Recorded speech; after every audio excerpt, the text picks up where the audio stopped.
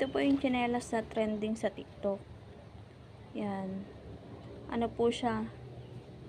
Plastic na ano po, malambot. Pag bagong bili, medyo masakit po siya dito kasi matigas po ito. Yan. Pero pag natagal na po, naluwag na din. Na okay na rin po sa paa.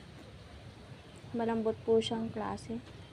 Parang goma na semi-plastic po ang yari ng ito po.